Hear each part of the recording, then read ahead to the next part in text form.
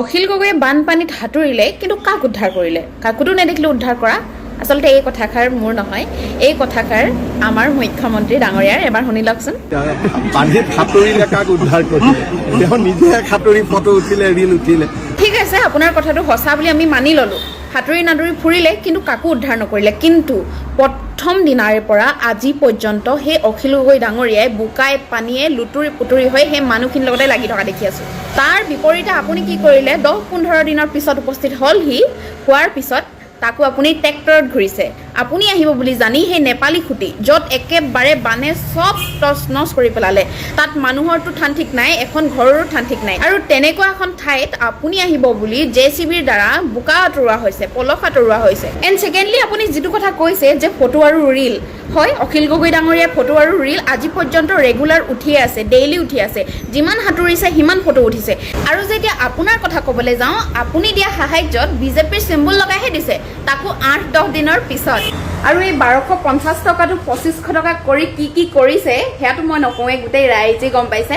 লগতে অকণমান সাৱধান হ'ব যাতে আপোনাৰ অন্ধভক্তখিনিৰ চকু মেল নাখায়। উখ ৰাম, কিমান আৰু এনেকুৱা ভিত্তিহীন কথাবিলাক কৈ আমাৰ মূৰটো বেয়া কৰে। গোটেই বিদেশী ৰাষ্ট্ৰবোৰৰ পৰা পইচা ধাৰ লৈ দেশ চলাই থকা চৰকাৰে আকৌ আমাক কয় যে বানপানীৰ সময়ত আমি বাকচটো লৈ পেলাই সাহায্য উঠোৱাটো আমাৰ ভুলেই হ'ল। আৰু আপোনালোকে কাম ইমান দেৰিকৈ আৰম্ভ কৰিছে, ৰাইজ নথকা হলেতো 1500, 2000, 3000 মানুহ শিৱসাগৰ, যোৰহাটত মৰিব লগা হলহেঁতেন। তাৰমানে কি মানুহবিলাকক মৰিবলৈ এৰি দিব লাগিছিল নেকি? আপুনি ৰাইজক ধন্যবাদহে দিব লাগিছিলে যে মই কৰিব নোৱাৰা কামটো আজি ৰাইজে কৰি দিলে। সেইখিনিতো আপোনাৰে মানুহ, গোটেই অসমখনৰ মানুহখিনি আপোনাৰে জনসাধাৰণ নহয় জানো? যদি পইচা উঠাবই নালাগে তেতিয়াহ'লে আপুনি বানপানী হোৱাৰ লগে লগে ক'ব লাগিছিল যে সকলো দায়িত্ব মই লৈছো, ৰাইজ আপোনালোকে নিজৰ পকেটৰ পইচা দিব নালাগে, মই আছো আপোনালোকৰ লগত, সকলো গোটেই মানুহক মই ৰেস্কিউ কৰিম, সকলোকে খাদ্য মই দিম আৰু যিমান কৰিব লাগে চব দায়িত্ব মই ল'ম। ৰাইজৰ বাবে সকলো কৰাৰ পিছত বহুত দেৰিকে 2 সপ্তাহ পিছত আহি আপোনাৰ এই কথা আমি আৰু নুশুনো দেই। আৰু আপুনি যেনেকৈ কৈছে সহায়তো তেনেকুৱা বস্তু নহয়। কেতিয়াবা নিগনিয়েও সিংহক সহায় কৰি সিংহৰ জীৱন বচোৱাৰ সাধু আমি সৰুতে পঢ়ি আহিছো। গোটেই অসমবাসী ৰাইজৰ ভালৰ বাবে নিজৰ সামৰ্থ্য অনুযায়ী 10 টকা হলেও দিছে। আৰু সেই যিয়ে 10 টকা, 20 টকা, 100 টকা, 200 টকা দিছে, তেওঁলোকে সেই বাকচটোতে 100 টকা, 200 টকা বা 10 টকা দিছে। আৰু সেই মাধ্যমটো যদি নাথাকিলে হয় তেতিয়াহ'লে সেই মানুহজনে 20 টকা দিবলৈ কেনেকৈ শিৱসাগৰলৈ গ'লহেঁতেন? কোনোবাই যদি 2-এজনে বদমাচি কৰিছেও সেয়াও দেখোন আপোনালোকৰ মানুহে ওলালে। আপোনালোকে যে ডাঙৰ ডাঙৰ পোষ্টাৰ লগাইছিলে বানমুক্ত অসম, তাৰ ঠাইত যদি দম আছে আপোনালোকে ঋণমুক্ত অসম বুলি পোষ্টাৰ লগাওক। বানপানীত মানুহে মানুহৰ বাবে কাম কৰা প্ৰতিজন মানুহক আপুনি ধন্যবাদ দিয়াৰ পৰিৱৰ্তে তাচ্ছিল্য আৰু উপলুঙাহে কৰিলে। ইয়াৰ উত্তৰ কিন্তু সময়ে দিব।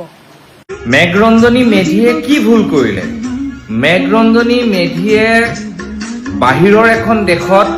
নিজৰ নৃত্য শৈলী প্ৰদৰ্শন কৰি অসমৰ বাবে বান সাহায্য বিচাৰিলে। নমস্কাৰ, মই বৈকুণ্ঠ প্ৰিন্স পাঠক, আপোনালোকে চাই আছে বৈকুণ্ঠ প্ৰিন্স মুক্ত মঞ্চ। এতিয়া বহুতে কৈছে যে অসম বা ভাৰতক বিশ্বৰ আগত তেওঁ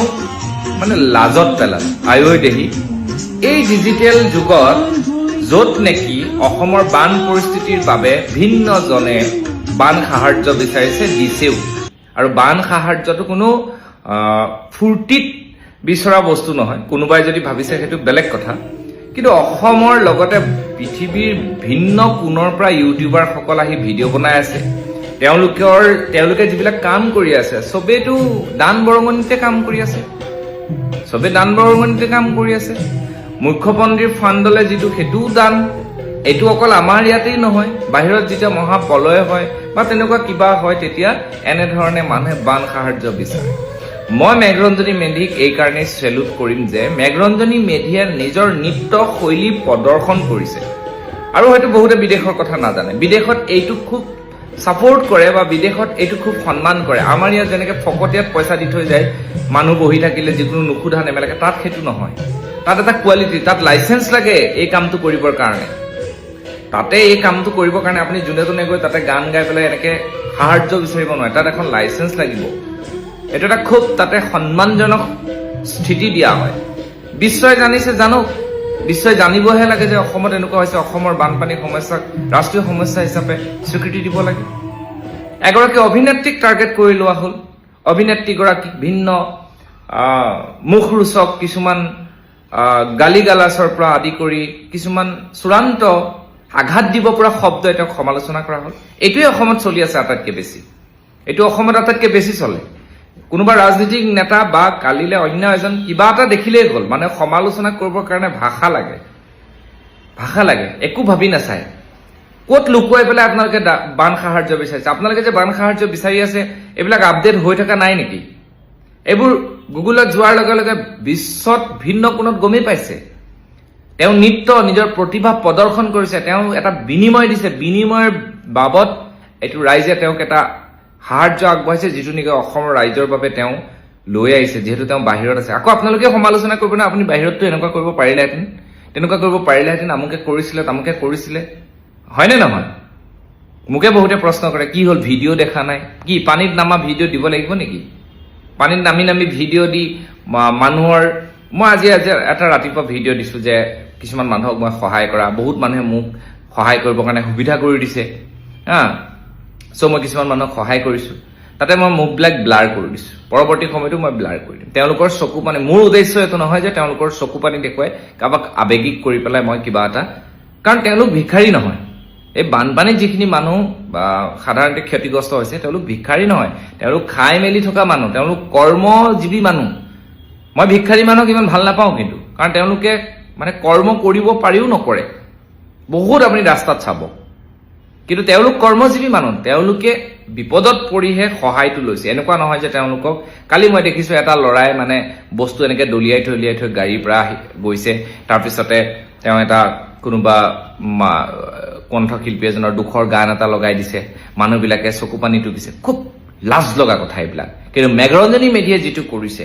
মই ছাপোৰ্ট কৰিছো এগৰাকী তেওঁ যিবোৰ প্ৰতিভা আছে কোনোবাই কেতিয়াবা কৰবাত আলোচনা কৰিছেনে এনেকুৱা তেওঁ যে বিদেশত গৈ সত্ৰীয়া সংস্কৃতিৰ ওপৰত কাম কৰি আছে তেওঁ যে অসমৰ কাৰণে নাম কঢ়িয়াই আছে ভাৰতবৰ্ষৰ কাৰণে তেওঁ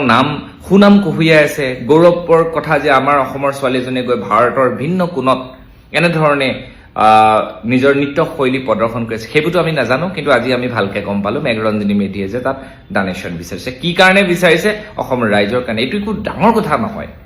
লাজ পালো বুলি কোৱা সকলক মই পুনৰবাৰ কৈছো আপোনালোকে গুগলত আপডেট কৰিলে অসমৰ কাৰণে কোনে ডনেশ্যন বিচাৰিছে কি কৰিছে এইটো এটা সব মানুহে ভিন্ন কোণৰ পৰা দিছে আৰু ইউটিউবাৰ বিলাকৰ ভিডিঅ' চীন জাপান USA লণ্ডন ক'ত নাচায় আফ্ৰিকালৈকে হা আমাৰ ভূখনতে দেখোন গৈ আহিছে ইমান দূৰ জেগা ডিম্পুৰ ভিডিঅ' চোন বাহিৰত চাই বাহিৰৰ মানুহ আহে ভূখনৰ কোনোবা এগৰাকী ফ্ৰেণ্ডো আছে বাহিৰত এও দেখোন আপিল কৰিছে তাৰ পিছত আকৌ এইবিলাক হা খুব আচৰিত কথা লাজ লাগে আমাৰ নিজৰ অসমীয়া জাতিটো এই কথাবিলাক য'ত যিটো সময়ত আলোচনা কৰিব লাগে সেই কথাবিলাকে আলোচনা কৰিব লাগে অদৰকাৰী কথা আলোচনা কৰি সময় যোৱাটো মই ভাবো অতি দুৰ্ভাগ্যজনক কথা ধন্যবাদ মই এটা কথা একেবাৰে বুজি পোৱা নাই লণ্ডনত মেঘৰঞ্জনীয়ে নৃত্য প্ৰদৰ্শন কৰাৰ কাৰণে আমাৰ অসমখনৰ মানহানি কেনেকৈ হ'ল আমাৰ অসমখনৰতো মানহানি কেতিয়াবাই হ'ব লাগিছিল যেতিয়া ছুইজাৰলেণ্ড জাপানৰ দৰে সপোন দেখুওৱা অসমত পাহাৰ কাটি তহিলং কৰি বানৰ দৰে দুৰ্যোগক আমন্ত্ৰণ জনোৱা হৈছিল এফালে ছুইজাৰলেণ্ড আৰু জাপানৰ সপোন দেখুৱাই আনফালে পাহাৰ ভৈয়াম কাটি বানৰ দৰে দুৰ্যোগ আমন্ত্ৰণ জনাই মানুহক মৃত্যুবৰণ কৰায় কাৰোবাৰ আজি মৃত্যু হৈছে কাৰোবাৰ ঘৰ বাৰী উটি গৈছে কোনোবা স্বামী হাৰা হৈছে কোনোবা পিতৃহাৰা মাতৃহাৰা হৈছে কাৰোবাৰ সন্তান হেৰাই গৈছে বুকু উদং হৈ গৈছে ইমান এখন মৰ্মান্তিক মানে অবৰ্ণনীয় ছবি সেই ছবিখন মেঘৰঞ্জনীয়ে লণ্ডনত নৃত্য প্ৰদৰ্শন কৰাৰ আগতে অসমৰ বাহিৰৰ মানুহে দেখা নাই বুলি আপোনালোকে ভাবিছেনে মই ভাবো দেখিছে হয়তো অসমৰ বাহিৰৰ কোনোবা নহয় কোনোবা ব্যক্তিয়ে আমাৰ এই অৱস্থা দেখি বান সাহায্যও চাগে প্ৰদান কৰিছে গতিকে মেঘৰঞ্জনী ভুল ক'ত তেখেতে চাগে নিজৰ পকেটৰ পৰা ক'ৰবাত নহয় কিবা এটা দিছেও কিন্তু আজি অসমত যিটো হৈ আছে সকলোৱে কিবা নহয় কিবা কৰি থকা তেখেতে তাৰ পৰা দেখিছে গতিকে তেখেতে নিজৰ ফালৰ পৰাও কিবা এটা কৰিব বিচাৰিছে সেইটো সকলোৱে আচলতে ধন্যবাদ দিব লাগিছিলে বুলি মই ভাবোঁ মোৰ সৰু মন সৰু মগজৰ ফালৰ পৰা মই কৈছোঁ যদি মোৰ ভুল হৈছে ক্ষমা কৰিব কিন্তু মেঘৰঞ্জনীয়ে মই ভাবোঁ আমাৰ অসমৰ মান সন্মান হানি কেতিয়াও কৰা নাই আমাৰ অসমৰ মান সন্মান হানি কৰিছে যিসকলে আজি ছুইজাৰলেণ্ড জাপানৰ সপোন দেখুৱাই এফালে পাহাৰ কাটি তহিলং কৰে যাৰ ফলত আজি এনেকুৱা এটা ভয়ানক বানপানীয়ে মানুহ মাৰিছে ঘৰ বাৰী উটুৱাই নিছে কাৰোবাক দিশহাৰা কৰিছে লাজ আচলতে আমি সেইসকলক লৈহে পাব লাগে যদিহে মোৰ ক'ৰবাত নহয় ক'ৰবাত ভুল হোৱা নাই বানৰ মাজত আমি ডুব গৈ আছো আজি এসপ্তাহ 10 দিন ধৰি আমি মানুহখিনি বানৰ মাজত আবদ্ধ হৈ আছো 4-5 দিন আন্ধাৰৰ মাজত আমি আছো ঠাণ্ডা পানী বিস্কুট খাই জীয়াই আছো আমাৰ জলসম্পদ বিভাগৰ মন্ত্ৰী আমাৰ কেন্দ্ৰীয় মন্ত্ৰী পৰা আদি কৰি আমাৰ লোকেল MLA পৰা আমাৰ MP মহোদয়ৰ পৰা আমাৰ সকলোখিনি উপস্থিত হৈ আমাৰ দন্তোলা মথাৰি ভঙা অংশ দেখি আছে তাৰ পৰা আমি মাত্ৰ আধা কিলোমিটাৰ ডিফাৰেন্সৰ আমি মানুহ আমাৰ 16-17খন গাঁও আজি আমি বানাগ্ৰস্ত হৈ আছো কিন্তু দুৰ্ভাগ্যজনক কথা এই বান মুখ্যমন্ত্ৰী বান সাহায্য পুঁজি অনুদান এই বানপীড়িত ৰাইজসকলে মাত্ৰ 20% মানুহে লাভ কৰিছে বাকী 80% বঞ্চিত হ'বলগীয়া হৈছে আমাৰ প্ৰথম কথা হৈছে কি যিসকল মানুহ আজি এসপ্তাহ 10 দিন ধৰি পানীৰ মাজত আবদ্ধ হৈছে হাঁহ ছাগলী গৰু কুকুৰা ঘৰ দুৱাৰ কোনো অৱস্থা নাই যিসকল মানুহে 4 দিন ধৰি আন্ধাৰত ডুব গৈ আছে ঠাণ্ডা পানী বিস্কুটৰ খায় উপায় নাই কাৰণ কমিউনিকেশ্যন ৰাস্তা পদূলি সব ছিগি গৈছে বিচ্ছিন্ন হৈ গৈছো আমি বাহিৰৰ সমাজৰ পৰা তেনেক্ষেত্ৰত এনেকুৱা ধৰণৰ বানপীড়িতৰ লোকলৈ অহা যি আমাৰ মুখ্যমন্ত্ৰী সাহায্য পুঁজি তাৰ পৰা আমাৰ বানাক্ৰান্ত লোক ক্ষতিগ্ৰস্ত হোৱাটো অতি দুৰ্ভাগ্যজনক কথা আৰু আজি আমি এই সম্পৰ্কত আমাৰ দেখা গ'ল গাঁও প্ৰধানকে আদি কৰি ইয়াৰ মণ্ডল অফিচৰ বিষয়ববীয়া গৈ পেলাই কিন্তু আমাৰ সকলো মানুহক চেঞ্চাছ নকৰিলে যি কাৰণে মাত্ৰ 50 ঘৰৰ ভিতৰত 5 ঘৰ মানুহ পাবলৈ সক্ষম হৈছে বানপানী আহিছে বানপানী ধনী দুখীয়া চাই কাৰো ঘৰত সোমোৱা নাই বানপানী কাকো চিনি নাপায় কিনাৰ মানুহ ঘৰ সৰ্বস্থান্ত হ'ব পাৰে ইঘৰ ৰাজভোগত আছে বুলি কিয় ভাবি ল'ব লাগে আজি আমাৰ গাঁও প্ৰধান আমাৰ তথা আমাৰ চৰকাৰী বিষয়াসকলে উপযুক্ত ভাৱে তদন্ত কৰি আজি সংযুক্ত মুক্তি বাহিনীৰ সেনাধ্যক্ষ পৰেশ বৰুৱা ডাঙৰীয়া আপুনি অসমৰ কথা খুব প্ৰায়ে আপুনি বিবৃতি যোগে কিবা এটা বিবৃতি আপোনাৰ পেজৰ যোগে আপুনি কৈ থাকে যে থলগিৰি বাসিন্দা বুলি আপুনি আজি থলগিৰি বাসিন্দা যে ইমান সংকটত বানপানীয়ে সকলো চেছ কৰিলে আজি আপুনি একেবাৰে নিমাত কিয় আপোনালোকে যেতিয়া এই আপোনালোকৰ আলফা স্বাধীনৰ যোনটো এটা সত্তা সংগ্ৰামী সত্তা এই সত্তাটো যেতিয়া আপোনালোকে আৰম্ভ কৰিছিলে ক'ত আৰম্ভ কৰিছিলে আপোনালোকে শিৱসাগৰত নহয়নে কিমান চনত কিমান কি এইখিনি এতিয়া মই কৈ নাযাওঁ এইখিনি ক'বলৈ বেয়া হ'ব কিন্তু আজি সেই ঠাই নিজৰ থলগিৰি বাসিন্দাখিনি আজি ইমান সংকটত পৰি আছে আজি আপুনি একেবাৰে কোনো এটা সামাজিক মাধ্যমত এটা আপুনি কথা কোৱা নাই থলগিৰি বাসিন্দা বুলি আপুনি প্ৰতিটো হেৰিয়তে কথা কৈ থাকে যে থলগিৰি বাসিন্দা আজি যে আপুনি একেবাৰে নিমাত এটা কথাও কোৱা নাই নে আপুনি সংগ্ৰাম কৰিছে অকল কি ফাকু খেলিব তেজৰ ফাকু খেলিবৰ কাৰণে আপুনি সংগ্ৰাম কৰিছে নেকি আজি আপুনি মানুহৰ মন মগজুত আপুনি সেইটো ভৰাই দিছে যে মই অকল নিজৰ আৰু মই তেজৰ ফাকু খেলিবৰ কাৰণেহে মই সংগ্ৰাম কৰিছো সংগ্ৰামত এইটোৱে অকল সংগ্ৰামত কি এইটোৱে নেকি গুলি মৰা কটা এইখিনি সংগ্ৰাম হয় নেকি এইবিলাকত কি সংগ্ৰামৰ সত্তা কোনো নাথাকে নেকি সোমাই আপুনি ইমান ভাল এসোপা ল'ৰা লৈ পেলাই যে আপুনি তাত গৈ পিনে ইমান ধুনীয়া মগজৰ শিক্ষিত ল'ৰাখিনি নি পেলাই তাত গৈ পিনে আপুনি ভৰাই থৈ দিলেগৈ তেনেকুৱাকে আজি কিমান মানুহে কেনেকে সহায় কৰিছে আপুনি দেখা নাই আপুনি এটা কথাও যে আপুনি যে কোৱা নাই আজিলৈকে এটা কথাও আপুনি কোনোবাই যদি কিবা এটা ভুল কাম কৰে কোনোবাই যদি আপোনাক যদি কিবা এটা ক'লে সেইখিনি আপোনাৰ বাক বিতণ্ডা বিতৰ্ক কৰিবৰ কাৰণে আপুনি ঢেৰ মাত মাতিব পাৰে আপুনি কিন্তু আজি যে ইমান যে দুখত যে এইখিনি মানুহ যে আছে আপুনি কি কাৰণে মাত মাতিব পৰা নাই আজি আপোনাকতো ভাল পোৱা মানুহ বহুত আছে অসমত ঢেৰ আছে আপোনাক ভাল পোৱা মানুহ কিন্তু আপুনি যে সেইটা কথা অকণো ভাবি চোৱা নাই নেকি যে এইখিনি নিজৰ মানুহ নিজৰ থলগিৰি বাসিন্দা আজি যে এনেকুৱা সংকটত যে বিপদত যে পৰি আছে আপুনি যে মা দেখা মতা নাই দুখ পাইছো মনত বহুত দুখ পাইছো আপুনি কিন্তু এনেকুৱা কৰিব নালাগিছে নিজৰ অসমীয়া মানুহ হৈ পেলাই আজি আপুনি অসমীয়া ইমান দুখত পৰি থকা মানুহখিনিক আপুনি আজি এনেকুৱাকৈ এৰি দিব পাৰে আপুনি মানে নিজৰ স্বাৰ্থত অকল কাম কৰে আপুনি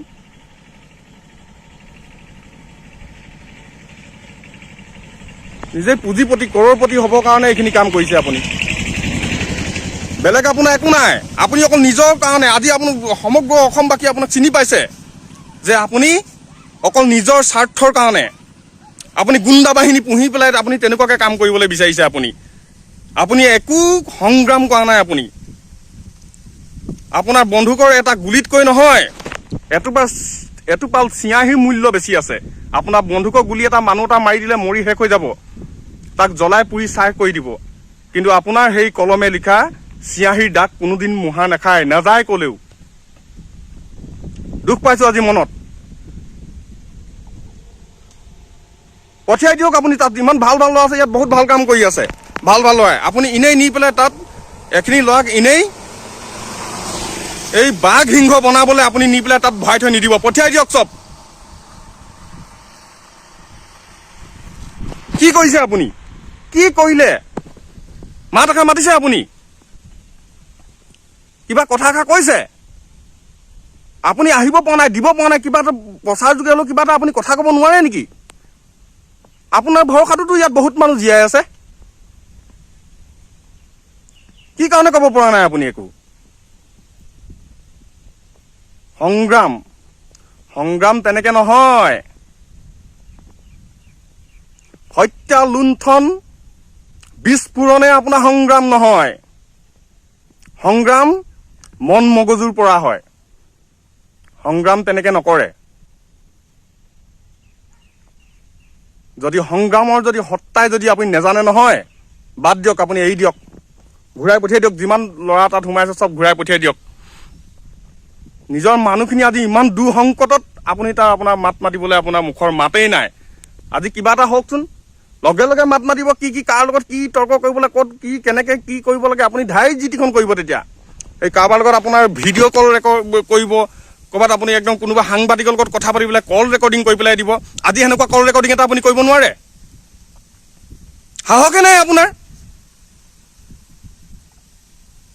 ক'ত কৰিব পাৰিব আপুনি সাহস নাই আপোনাৰ আপুনি অকল সেই যুঁজ বাগৰত থাকে আপুনি মানুহক দুখত পৰিলে আপুনি সহায় কৰিব নোৱাৰে মাত মাতিবও নোৱাৰে আপুনি আপুনি এই শ্ৰীমত বহি পেলাই কপালত ৰঙা ফুট লৈ পেলাই আপুনি কি যুক্তিত ক'ব আহিছে যে তাতে আজমল ডাঙৰীয়াই ৰাজনীতি কৰিছে সত্যৰঞ্জন ডাঙৰীয়া আপোনাকো মই কিন্তু সকিয়ালৈ দিলো আমি বহি নাথাকো ইমান দিন বহি আছিলো মাত মাতা নাছিলো এতিয়া আমাৰ মাত মাতা সময় আহি গৈছে গতিকে আপুনি এই হিন্দু মুছলিমৰ ৰাজনীতিটো বাদ দিয়ক হিন্দু মুছলিমৰ বিষবাস্প ছটিয়াই অসমখনক গোটেই বিশ্বৰ ভিতৰত লজ্জানত নকৰিব আপুনি ৰঙা ফুট মাৰি কপালত হিন্দু মুছলিমৰ ৰাজনীতি কেতিয়াও নকৰিব কৰে যদি মানুহৰ ৰাজনীতি কৰক আপুনিও হস্পিটেল বনাওক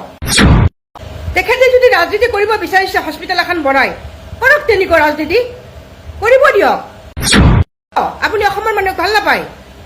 কিয় আপাৰ আছামৰ গাঁৱৰ ভিতৰত এখন হস্পিটেল হ'ব নালাগে যদি হস্পিটেল বনাই তেখেতে ৰাজনীতি কৰিব বিচাৰিছে তেনেকুৱা ৰাজনীতি আপুনি কৰিব দিয়ক মাননীয় সত্যৰঞ্জন ডাঙৰীয়া আপুনি কৈছে যে আপাৰ আছামত আজমল ডাঙৰীয়াই ৰাজনীতি কৰিছে তেখেতে আজমল ছুপাৰ 40 হস্পিটেল বনাব বিচাৰিছে আপুনি ইয়াতে ৰাজনীতিৰ গোন্ধটো ক'ত পালে আপুনি মোক স্পষ্টকৈ উত্তৰ দিয়কচোন ইয়াতে আপুনি ৰাজনীতিৰ গোন্ধটো ক'ত পালে বৰ্তমান সময়ত হস্পিটেল এখনৰ কিমান প্ৰয়োজন আপুনি জানেনে তেখেতে হস্পিটেল বনাই কি আপাৰ আছামখন ধুবুৰী বনাব আপাৰ আছামখন ধুবুৰী কেনেকৈ বনাব কি যুক্তিত আপুনি এই কথাটো ক'লে আপুনি কথাবিলাকত কিবা যুক্তি বিচাৰি পায়নে আপাৰ আছামখন ধুবুৰী কেনেকৈ বনাব আপাৰ আছামখন সদায় আপাৰ আছামেই হয় তাতে এটা হস্পিটেল বনাব কিমান ভাল কথা এতিয়া যিটো পৰিস্থিতি হৈছে আপাৰ আছামত এই বানপানীৰ পিছত বেমাৰ আহিব বিভিন্ন ধৰণৰ ভিতৰৰ যিবিলাক ঠাই আছে সেইবিলাকৰ আমাৰ গৰ্ভৱতী মহিলাও কেতিয়াবা ডক্টৰৰ ওচৰত আহি নাপায় টাউনত আহি নাপায় গতিকে তাত যদি এখন ভাল হস্পিটেল বনাব বিচাৰিছে আজমল ডাঙৰীয়াই ইয়াতে আপুনি ৰাজনীতিৰ গোন্ধটো ক'ত পালে আপুনি মোক কওক আপোনাৰ মানসিকতাৰ দৌৰ এইখিনিয়ে নেকি কেৱল কপালত ফুটটো লৈ পেলাই আপুনি দুটামান বিতৰ্কমূলক মন্তব্য কৰিব আৰু অসমৰ ৰাইজক ভুল যাব তেখেতে যদি ৰাজনীতি কৰিব বিচাৰিছে হস্পিটেল এখন বনাই কৰক তেনেকুৱা ৰাজনীতি কৰিব দিয়ক কিয় আপুনি অসমৰ মানুহক ভাল নাপায় কিয় আপাৰ আছামৰ গাঁৱৰ ভিতৰত এখন হস্পিটেল হ'ব নালাগে যদি হস্পিটেল বনাই তেখেতে ৰাজনীতি কৰিব বিচাৰিছে তেনেকুৱা ৰাজনীতি আপুনি কৰিব দিয়ক আপুনি নকৰে কিয়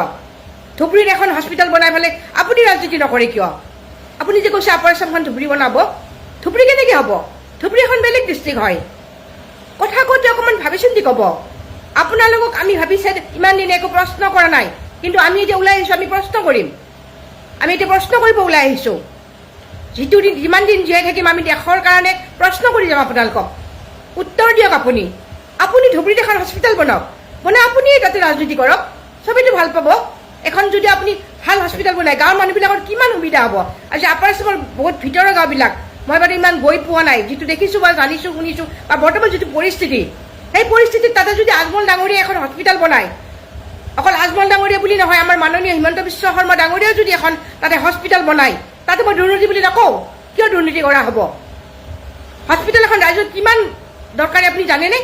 আপুনি এচি ৰুমত বহি পেলাই কপালত ৰঙা ফুট লৈ পেলাই আপুনি কি যুক্তিত ক'ব আহিছে যে তাতে আজমল ডাঙৰীয়াই ৰাজনীতি কৰিছে তাতে তেনেকুৱা ৰাজনীতি আমাক লাগে কৰক আপুনিও কৰক ধুবুৰীত এখন আপুনি হস্পিটেল বনাওক গোৱালপাৰাত এখন বনাওক গোৱালপাৰাত ভাল হাৰ্ট স্পেচিয়েলিষ্ট নাই হাৰ্ট স্পেচিয়েলিষ্ট আনক গোৱালপাৰাত আমি হাৰ্টৰ প্ৰব্লেম হ'লে আমি বাহিৰত যাব লাগে আনক ভাল কেঞ্চাৰ হস্পিটেল এখন আনক আপুনি যে বেলেগক দুৰ্নীতি কৰা বুলি কয় আৰু মই এইখিনি মাননীয় হিমন্ত বিশ্ব শৰ্মা ডাঙৰীয়াক এটা কথা মই অনুৰোধ জনাম আপুনি যে নামঘৰৰ কাৰণে পইচা দিছে দিব বিচাৰিছে আপাৰ আছামত তাত মানুহ থাকিব লাগিব প্ৰথম মানুহ থাকিব লাগিব তাৰপিছত ধৰ্ম মানুহেই নাই তাত কোনে নামঘৰত যাব প্ৰথম তাতে কি লাগিব মানুহক ঘৰবিলাক লাগিব প্ৰথম কথা ঘৰ লাগিব খাদ্য লাগিব বাসস্থান লাগিব তাৰপিছত তাতে কি লাগিব জানেনে স্কুল লাগিব ভাল স্কুল বনাই দিয়ক তাতে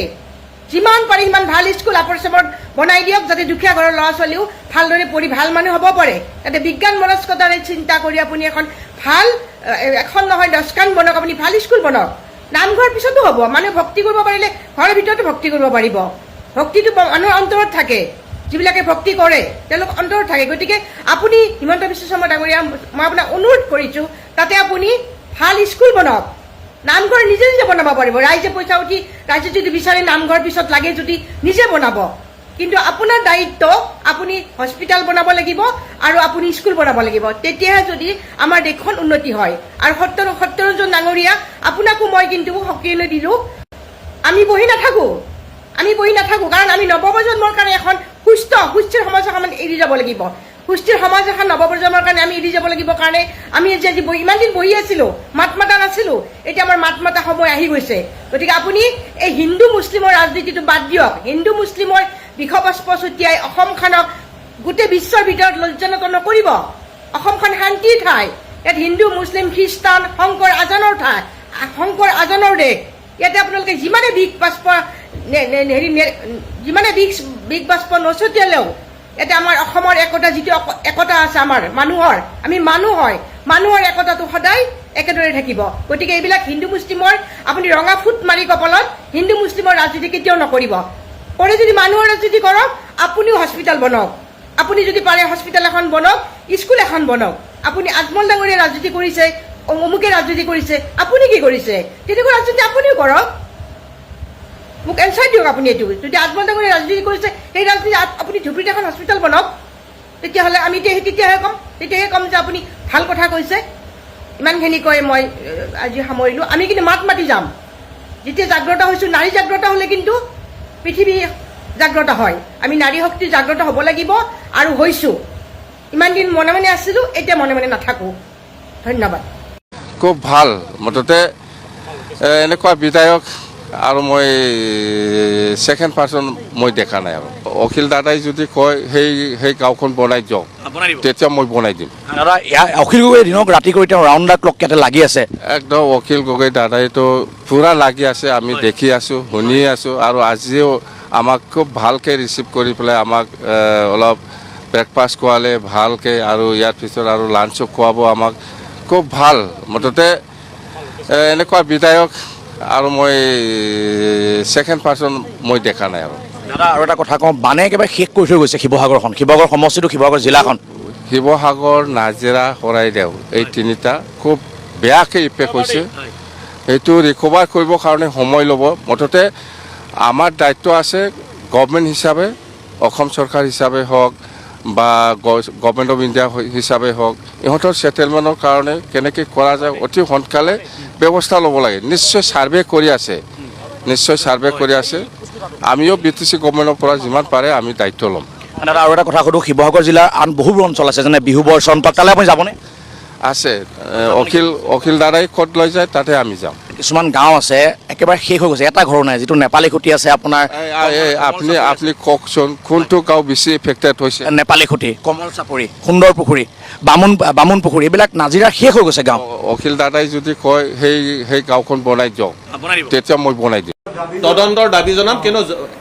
পাব্লিক মানি এনেধৰণে অপচয় হ'বলৈ দিয়া নহ'ব আৰু মুখ্যমন্ত্ৰীৰ আমি হস্তক্ষেপ বিচাৰিছোঁ। ইয়াত কোনো হিতেন গোস্বামী হস্তক্ষেপ বিচৰা, হিতেন গোস্বামী কোনো কথা কৈ লাভ নাই।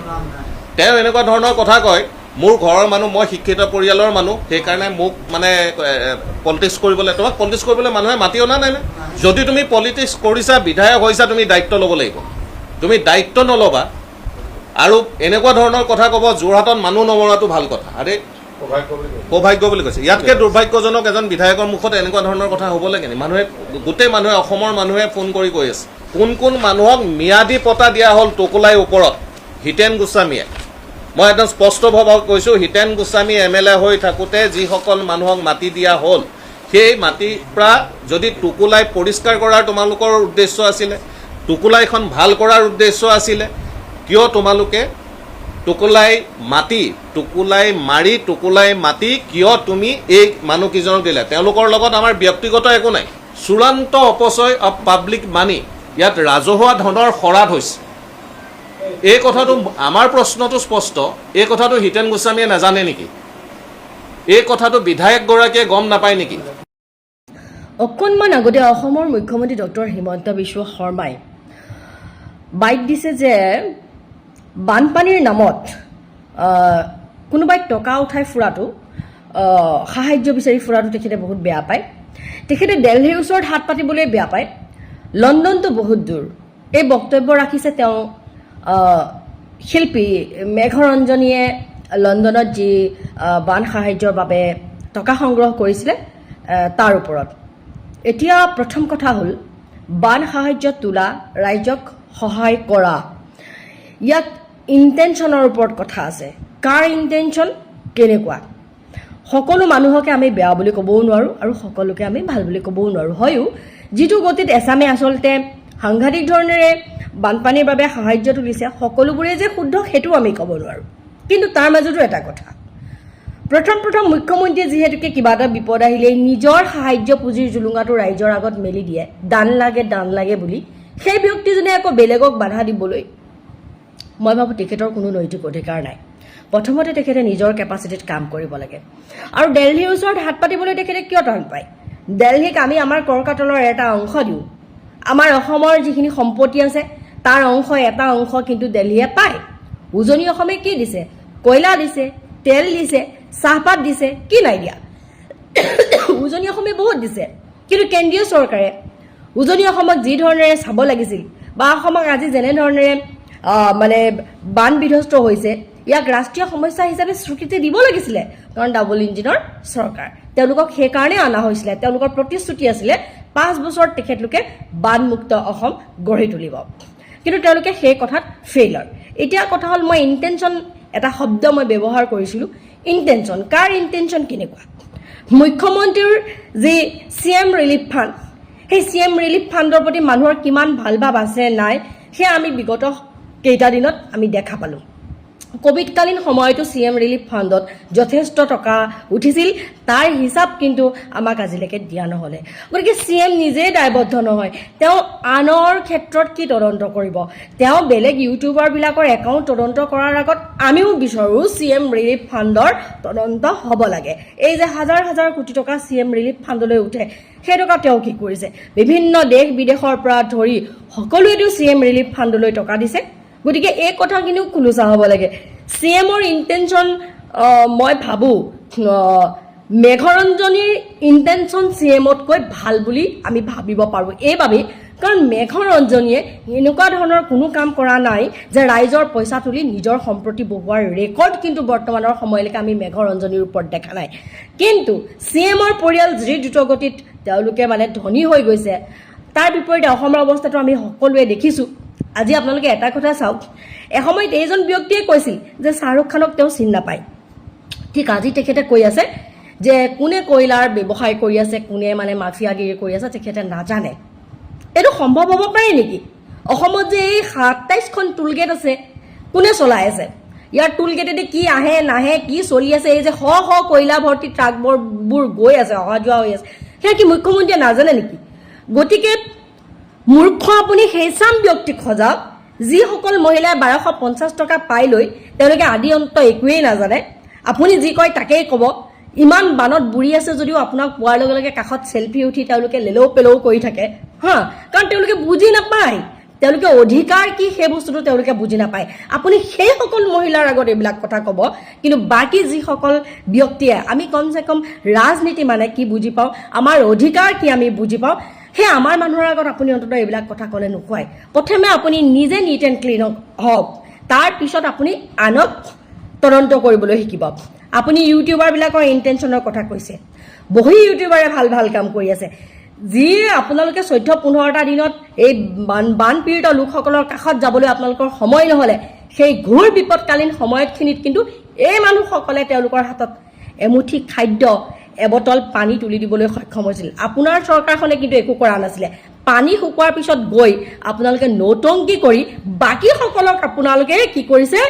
তদন্তৰ আওতালৈ আনিব বিচাৰিছে। তাৰমানে তেওঁলোক বেয়া, আপুনিহে ভাল। মইতো ভাবোঁ অসমৰ ভিতৰত অসমৰ বাবে যদি বেয়া সেইজন ব্যক্তি আপুনি হয়। প্ৰথমতে আপুনি নিজে নিট এণ্ড ক্লিন হওক, আপোনাৰ নিজৰ ইণ্টেনশ্যন আপুনি ঠিক কৰক। আপোনাৰ ইণ্টেনশ্যন ঠিক নহয় বুলি আমি জানো, আৰু তাৰপিছত আপুনি বেলেগৰ ইণ্টেনশ্যনৰ ওপৰত আপুনি প্ৰশ্ন তুলিব। হয়, আমি এটা কথা ক'ম যে বহু কিছুমানে বানপানীৰ নামত মানে নুতুলি বুলি কৈ সাহায্য তুলি কি কৰিছে আমি গম নাপাওঁ, কিন্তু দুৰ্নীতিটো চবত হৈ আছে, ক'ত নাই হোৱা? আপোনাৰ প্ৰতিটো বিভাগত দুৰ্নীতি হৈ আছে, আমি দেখি আছোঁ। আপোনালোকে বান পৰিদৰ্শন কৰিবলৈ যোৱা সময়তো আপোনালোকৰ মন্ত্ৰীৰ যি খিকিনদালি মিকিনদালি সেইবোৰ আমি দেখি আছোঁ। বানপীড়িত লোকসকলক উপহাস কৰা হৈছে, কিন্তু মানুহখিনিৰ উপায় নাই, মানুহখিনিয়ে চৰকাৰ নিৰ্ভৰশীল হৈ পৰিছে। গতিকে তেওঁলোকে আজি উপায়বিহীনভাৱে আপোনালোকৰ পিছে পিছে ঘূৰিবলৈ বাধ্য। কিন্তু আপুনি এনেধৰণেৰে সকলো লোকক যদি আপুনি সন্দেহৰ দৃষ্টিভংগীৰে চায় কেনেকৈ হ'ব? তেতিয়াহ'লে মানুহে মানুহক সহায় কৰিবলৈ মানুহে বাদ দিব। আপুনি প্ৰথম নিজক ঠিক কৰক। আপোনাৰ ৰিলিফ ফাণ্ডৰ কোনো আমি স্বচ্ছতা দেখা পৰা নাই। বিভিন্নজনে প্ৰশ্ন তুলিছে, নীলোৎপল বৰাই প্ৰশ্ন তুলিছে, বৰ্ণালী কলিতাই প্ৰশ্ন তুলিছে, আমি তুলিছোঁ, আৰু আমাৰ দৰে বহু সংখ্যক লোকে প্ৰশ্ন তুলিছে। আপোনাৰ নিজৰ CM ৰিলিফ ফাণ্ডৰ আপোনাৰ স্বচ্ছতা নাই, আপুনি আনৰ ক্ষেত্ৰত কি তদন্ত কৰিব? মুখ্যমন্ত্ৰী মহোদয়, ধন্যবাদ।